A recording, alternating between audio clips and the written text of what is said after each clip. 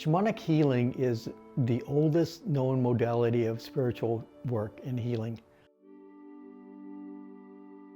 And the word shaman is loosely translated, means a healer, or some people say it's someone who could see in the dark. And it was practiced almost everywhere on the planet.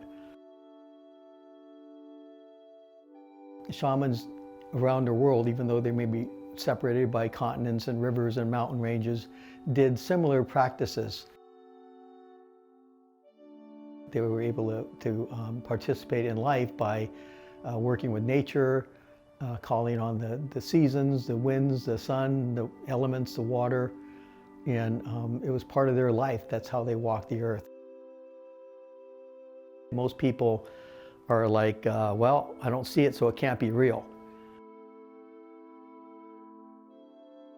One of the things with shamanism, it's not like somebody is just waving a magic wand on you and all of a sudden you're healed, or your ailments or whatever you're having issues with go away. There's some personal responsibility. You have to do the work. Because it's easy to say, oh my God, did I make that up? Is it in my mind? Is it, in the beginning especially, but I've totally learned to trust this work. Yes, there are a lot of people out there who throw the word shaman around. There are people who will take a weekend workshop and hang up a shingle. It's not spotting someone in that way. It's not something I endeavor to do or to judge. Everyone who learns to and is trained to be a shaman goes through not being there yet, and not being there yet, and not being there yet.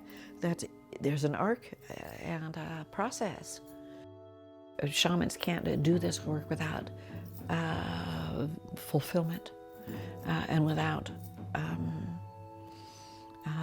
experiencing profound love. Because every time someone is in front of me and spirit comes into me, I get to feel spirit's love for this person.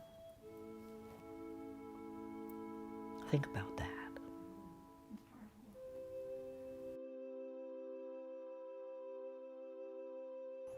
I think the biggest thing for myself is everybody's got a different experience, but I know for me that out of all the things that I tried to get help with, it seemed like the shamanic healing was the most pure, and it just worked.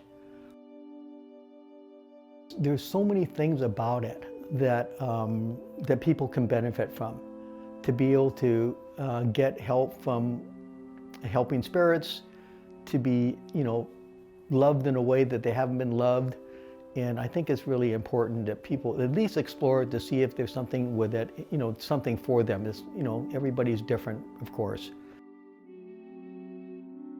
And people get results from it, and they really get their lives. And so that's been the most wonderful thing, and based on my experience. And I don't know really anybody that I know that has had shamanic work that says, oh my God, it didn't work, it was terrible. It's just, they may not like what the spirits have to say. And a lot of times we give, as practitioners, spirit may give a prescription to them to do something, and people don't follow through. So it's not really that they didn't get good information from the spirits, but they didn't do their work.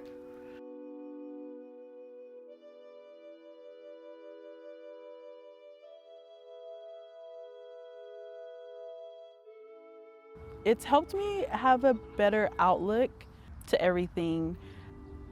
It's helped me to be confident in that I can heal myself. That's one of the biggest things that I really love about it. We all have the ability to heal. It's a matter of if it's turned on or not. My injury was of the back and spine, and so those, a lot of times people don't really recover. I did a lot of energy work on myself, prior to BPI. And like after kind of really taking the classes and working with the tools, like I was able to clear a lot more of the pain that I had in my body, and not too many people can confidently say that, or, you know, even consider that to be a real thing. I do have the naysayers, you know, like my boyfriend was, he was a big one in the beginning. He was just like, he just didn't really get it. That just kind of goes into like the programming that a lot of people have, that energy work is not real. But I haven't really gotten too many like negative comments. A lot of the comments I get are more curiosity based, and just like, oh wow, like I actually felt that, you know, that type of comment. And I notice people that are more open to it feel it a lot more than somebody that might be a little more skeptical.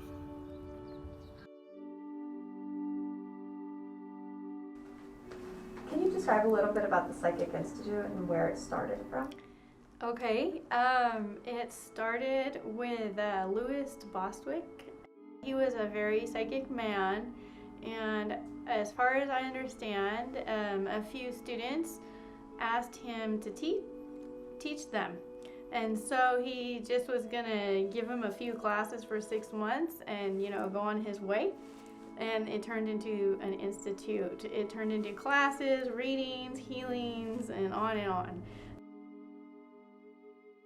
We teach you spiritual tools every week that you can practice for the rest of your life, pretty much. And I'm using them now. Everybody can use them. Alisia is using them, and we can help any person who wants to be helped.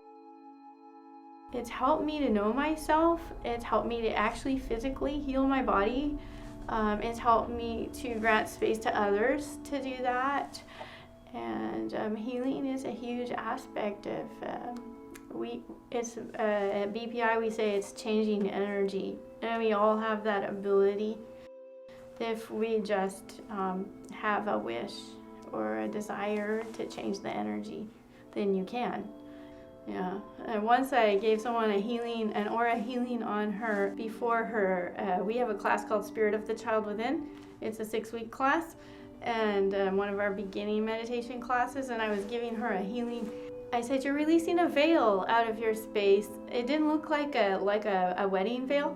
And she just looked at me funny. And at the end of the night, she came back at the last class of Spirit with the Child Within. They're supposed to bring an object from home. She brought out her veil. It was the same veil I had seen in her space. It was her catechism veil from when she was growing up. So it's very real, and when people bring stories back to you like that, you realize how real it is. You know, I might think, oh, I'm making all this up in my mind, but no, I saw that, and that was real. And so you can create that for yourself. So Spirit leads the way, and if you can follow it and be open, then you can have it. And that's what I believe. Clearly the plan is that we have free will, and that we can screw around as long as it has some value for us. And Spirit will be patient